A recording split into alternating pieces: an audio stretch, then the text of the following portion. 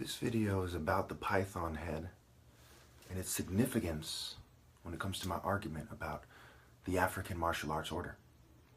First, let us consider that the python is similar to the snake that Ra cuts off the head of, showing the defeat of these people's culture in terms of the trade center in Egypt in the Old Kingdom.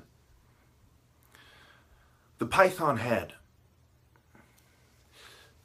Apep was also considered a primitive version of Ra. So he cuts off the head and they worshipped the head. Religious rituals of the Sand people, which is also a play on words of sun. They said that these rituals possibly date as far back as 100,000 years ago, and these people spanned over an area of several hundred kilometers where they got the spearheads from. This was in northwestern Botswana, in Ngami land. N-G-A-M, game, I, land. Ra naturally cuts the python's head off and proves to all the martial arts cults in Africa that Ra and Haru are the true chosen when Haru becomes the archetype of Pharaoh and the most like the ideas of Ra embodied in any animal to be worshipped. They were said to finish carving the spearheads in the caves, and the red spears they burned there, they had colorful spears. These are the only hills, mind you, for hundreds of kilometers. So it's in the hills in a cave where there's a little place for somebody to speak from behind the python head. These are people, one way or another, reacting to the martial arts order, and it's very likely that they were using trickery to get people to worship the python head versus the actual martial arts order. But either way, we see the spears, and we know there's warfare. Okay, in this cave in the northern side of the Tusodio Hells. So now that we've established that the 70,000-year-old or so python head, which shows signs of people doing rituals there as far as 100,000 years ago, proves definitively because of the spearheads and getting the spearheads from far away, mind you. They brought the spearheads from hundreds of kilometers away to do these rituals, and they finished carving them there. This is a martial arts ritual and the oldest evidence of religion on the planet. Again, it is a martial arts ritual and the oldest evidence of religion on the planet. Religion comes from African martial artists. That ancient serpent, the devil, as written in the Bible. Is the Quran not building on the Bible and the Bible not building on the Torah? We see very straightforward, powerful examples of the evolution of religious thought and religions reacting to other religious ideas. It is insane to not see that I'm right. And who would make that argument? Well, it brings us back to the nerd, and I'll put this at the end. The nerd is said to be foolish and contemptible. Foolish and contemptible. Their definition, not even mine.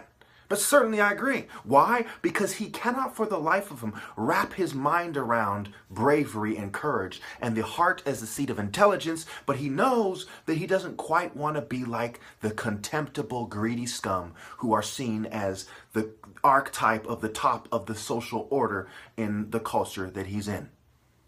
So in the martial arts world, he's put in his place. And he starts to have a certain grace as the great martial arts mind helps him find his place and dress accordingly and so on. The community helps him. They don't have the same contempt. But he doesn't have the same intelligence as the martial artist. He comes from a long line of people who didn't have the heart to stand up to evil. That's why he shouldn't be in charge. That's why his opinion should mean less than mine. And if his opinion, who you all think is smart, should mean less than mine, then certainly my opinion should mean more to you than his. It doesn't take a genius to come to these conclusions. So we see the alpha and the beta male.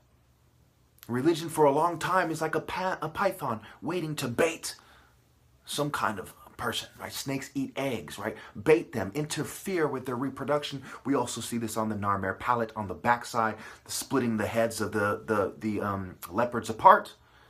And we see this on other artifacts as well. Irrefutable evidence of a kind of leopard cult having its reproductive processes interfered with, and then they smite the people. Naturally, they interfered with them. It's over. The archetype of Pharaoh is Horus. The leopard is the archetype of the cat of Heliopolis, the Ka of Heliopolis. It's not up for debate. You know, a bunch of Anton Mesmer type bitches, whatever the fuck his name was, and trance doing sissies cannot change that. Technology does not change that. The spiritual order is set, Haru, as the archetype of Pharaoh, and the black African man and people from Nekhen being the ones who placed that archetype. All religions are a reaction to this martial arts struggle that established the leopard and the falcon and the hawk as the archetypal animals of the spiritual realm, as the greatest embodiment of spiritual power. Through martial arts, spirit. It was the spearheads at this site in Botswana that were burned in the fire. Spirit, literally. It is insane. It is unfathomably retarded. It is outrageous for people to even begin to insinuate or assert otherwise. That is nuts. I have no tolerance for that kind of stupidity. If there is one thing that can be known by man, it is that the martial arts order from Africa created religion, and everything else is a response to that. And their inability to give me my rightful place and stand with me shows that it is a treacherous response to that. As atheists play their little sissy, beta, effeminate, okay, cowardly, nerdy, at best, weak geek kind of role. At best, and take advantage of the insufficiencies of Christianity and put extras on it and make things up and use it to attack all religion. They use Islam as well to attack all religion. It is ultimately attacking Africa. There is no attacking the idea of rejoining and reconnecting. Ra, legion, religion. That's what it means to rejoin, to reconnect. Without attacking Africa. Where are they trying to rejoin to? Their ancestors and to God. Where was religion established? First and the most effectively in Africa. So you're saying don't reconnect to this idea that starts with black African people while they are the most stigmatized race, and their problem has everything to do with identity. They took the names of the African Americans. They reinvented them.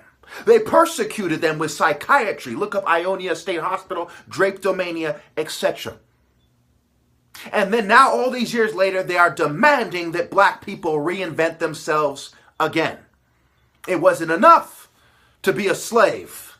It wasn't enough to have your name taken. They want to take what's left of your pride in humanity, which must be derived from the African Sun Temple, pure masculine martial arts order. It is racist to attack the idea of religion. To add contempt is very similar to the Klan. Burning black churches, controlling their reproduction through slavery, and trying to keep them from getting on their feet, which would allow them the admiration of potential wives, is what the Ku Klux Klan did. And that is what the left and the right are doing. And historically, the Klan was also democratic. Historically, mainstream history. They hung blacks in the Democratic Party as Ku Klux Klan members. There is no way around the reprehensible truth that these cowards in this nation are attacking African culture at its finest, attacking the African martial arts order. They don't even see African martial arts schools. The right wants to emphasize Western white and their masculinity and their allies' expressions of masculinity. And the left wants to neuter, effeminate, make effeminate, emasculate African masculine men so they can fit the party line. The one-size-fits-all approach of mental health. They'll admit there's different perspectives. They'll admit there's different personality types and there's introvert versus extrovert and so on. But then they'll try to drug everyone as if one size fits all and that people aren't individuals. Again, the python head more than proves my point, and I'll put at the end images that support my argument. Thank you.